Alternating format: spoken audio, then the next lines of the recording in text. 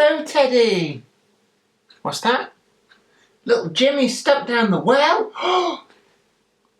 I need to push little Jimmy down the well? Oh, I don't know about that. Oh, you've paid off the police. Good one. Yeah, that'll work. And oh, what? Oh, you actually. Oh, right. So I completely misunderstood you there, Teddy. You want me to review the National Railway Museum Deltic model? Oh, right. Okay.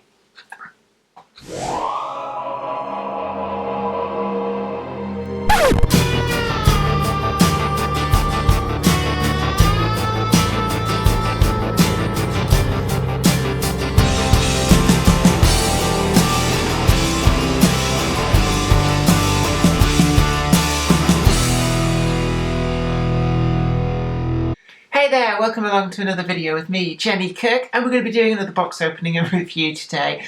And I've been busy, been up to Shildon to locomotion, and I couldn't help but pick myself up one of these. And this is the National Railway Museum's own special limited edition of the Deltic prototype DP1. And they've had quite a few of these out over the years. They've been very successful models. And it would appear that I got the very last non-sound fitted one. They have been doing it also with sound fitted, but it's quite expensive, and as I don't run DCC, I didn't see there being any point in that. So this is actually the one out of the display cabinet that they sold me. What we can see is we've got this custom tube that the entire model and packaging fits in, with the Railway Museum packaging. It just makes it stand out a little bit there. But what we actually find inside, if we push that out, is that there's a pretty much a standard Bachmann packaging box in there. And this is it's billed as the English Electric Deltic. And we've got a bit of information on the back about the actual locomotive. British Railways Board mid-1950s modernisation plan called for a change to alternative forms of traction. The Deltic engine's actually, it's originally a naval engine, but it's quite an interesting formation. It's triangular, hence Deltic, from Delta, which is the Greek letter which looks like a triangle. And it has 3 pistons with 3 crankshafts, but there's no actual cylinder heads because the pistons actually are opposed, so they go up and down in pairs up against each other, which is quite an interesting and certainly very different engine design. A lot of power from quite a small space, which is one of the reasons that they went for it. Right, well, let's just slide this baby out there. We've got another one of these sleeves, but this is being the actual Bachmann sleeve. We're going to put that to one side. And we can see pretty much standard packaging for locomotives. We've got an assortment of paperwork behind it. Actually got the receipt from when I bought it. I thought might as well keep hold of that. So that's in there with a little bit of information about, I think, yeah, this is a little bit of detail, which actually is quite helpful. Unlike earlier Bachmann models, it actually gives you a little bit of a clue as to where the extra detailing is supposed to go. So I think they're all tucked away in a little packet on top. So yeah, if we want to fit them, we can do. And I'm going to put that back, put that out of the way. Slide out the plastic inner, and that leads us to the inner blister. And we can see here there's extra detailing parts. Not quite sure what all of them are, but again we've got the paperwork which does actually tell us, so we're not just left to guess. And I'm guessing that black box is something to do with protecting a DCC chip if you choose to go down that way. I'm not entirely sure about that. I'm sure somebody will point out to me exactly what that is. Right. The locomotive itself comes out pretty easy. Just going to put that there, get rid of this to one side. But what I'm immediately blown away with here is this very eye-catching and striking blue finish. And, well, it's faithfully copied from the original, but it's a colour like a, well, it's almost like a sort of, I don't know, a sky blue on here, and it makes it very different from any other locomotive I can particularly think of. on the Britain's railways. The real locomotive was actually built by English Electric as a prospective demonstrator to be able to show potential customers what the locomotive could do. And that kind of in some ways explains the rather more continental or African look of the headlight fixed on the bonnets there. As it happened at the time, British Rail were looking for a viable locomotive to replace their top link locomotives on the East Coast Main Line. So as it happens, even though it was kind of intended with a little bit of an eye to railways in Africa, the locomotive itself ended up on British Rail being tested. It didn't actually run for more than a few years, I think, before a catastrophic failure rendered it inoperable. However, by that time, British Rail had placed an order for, I believe it was 22 of these with slightly different, a few random modifications based on experience with this prototype. The real locomotive then passed on to the National Railway Museum and is preserved. The livery application is really, really good. In fact, when I bought this, the shop in locomotion is right next to where the real locomotive is currently sat. So I was able to compare a lot of the detail. And we've got a raised finish on these body side fluting, and the Deltic itself is a flat printing, but these lines are raised just as they are on the prototype.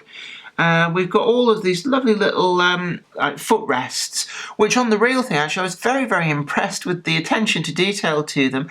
They sit flush to the bodywork unless you need to use them, and then they unclip and spring down to give you that ladder. So in general use, it doesn't detract from the smooth body side finish. I thought it was really good attention to detail. Now we've got these windows through into the engine room, but what I do initially notice is that the entire motor block assembly in there is filling it right to the windows. So in actual fact, one thing which I would probably have suggested is that the actual chassis block would benefit from being painted a darker colour, something like black, and it would improve the look of these engine room windows, I think. But that said, really, if that's the only niggle, then this is still a pretty good locomotive. We've got sprung buffers, and they're a nice shiny turned aluminium type finish there. We've got all the bogie detail all modelled in this sort of grey colour again, fully compliant with how the original is, and we've got some really nice detailing inside the cabs as well, which I'm looking in there, and we've got pretty much all the detail as per the original, and that extends to both ends. Now, unlike a lot of Bachmann locomotives, there are no driver figures in either end of this, but I suppose given that the real one has spent most of its life as a stationary exhibit at the National Railway Museum, that is as well. Now, I haven't actually tried running this yet. We're going to do that with a trains going by video in the shed, which may well have already appeared before this video, but I have every confidence that this will run pretty well and up to Bachmann's usual standards, and I suspect that the mechanism inside is pretty much the same mechanism that is used in their Class 55 production Deltic models, and also I think there's a lot of similarities inside to the Class 37 model as well. Now we've got a lot of separately applied detail. We can see these roof vents are actually see-through, and we can see down there 4 very finely detailed fans, and I'm just going to check. No, I don't think. Oh no, they do. Yeah, those fans actually do spin, but they're not powered, unlike the Hornby Class 50. So I'm not entirely sure what that's about, but they are fairly free spinning down there. We've got a whole load of detail around the exhaust ports. The louvres are really nicely picked out on there, and we've got the separately applied roof-mounted horns. Windscreen wipers, they do look a little bit on the chunky side, but no real problems in my view. And then we've got the very distinctive, almost continental looking front end with these chevrons on the front. And the entire application of this detail is really, really nice. And this isn't just a repaint of Bachmann's production Class 55 Deltic. It is a complete new model that is exclusive to the Railway Museum, and they've made good use of it. I think this is probably the 4th or maybe even the 5th release of this model, and they do keep selling out. So certainly there is a lot of demand there for what is actually quite an unusual prototype. It would have been running in, I think it'd probably be late 1950s on the London Midland region. Also the livery there did give it the nickname the ice cream cart, and you can see why. Probably very similar to some of the Bedford ice cream vans that were going around dispensing Mr. Whippy.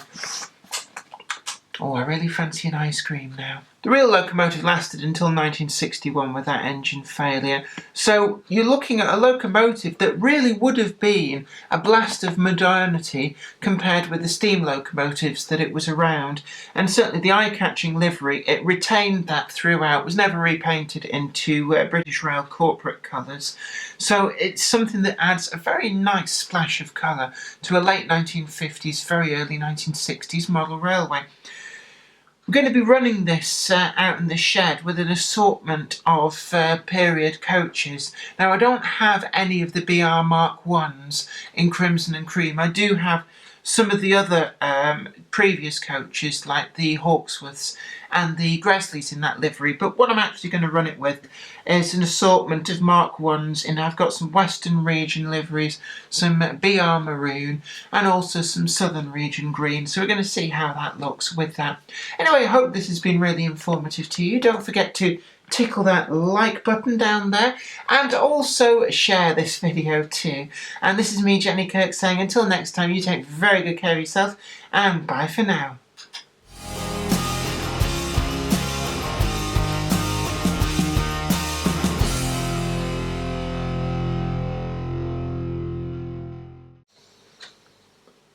What's that, Teddy? Little Jimmy stuck in the well again? Yeah, I think he deserves to stay there for a bit as well. Might teach him to be more careful. Damn straight. Should we go for a beer? Oh, well, okay, you can have whiskey if you want. Okay, off we go. La, la, la, la, la, la, la.